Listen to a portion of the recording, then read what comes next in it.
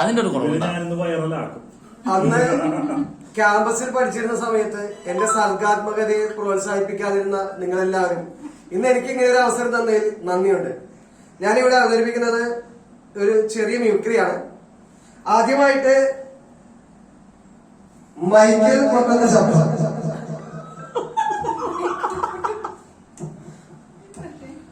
കേൾക്കുന്നില്ലേ?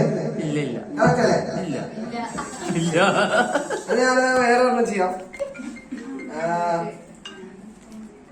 കൈ കൊട്ടുന്ന ശബ്ദം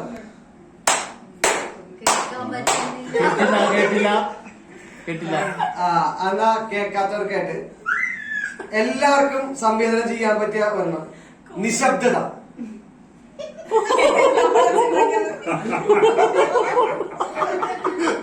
അതേണ്ട അതല്ല അത് നിങ്ങളാരും കഴിക്കോ. അടുത്തത് ഉറുമ്പ് കരയുടെ ശബ്ദം.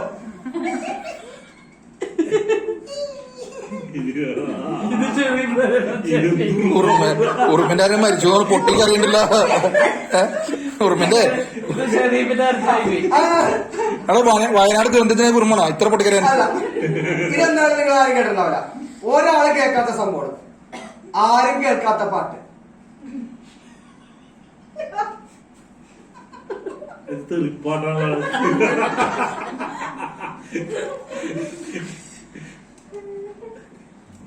എല്ലാവർക്കും നന്ദി. ഇത്ര നേരം സഹിച്ചു തന്നെ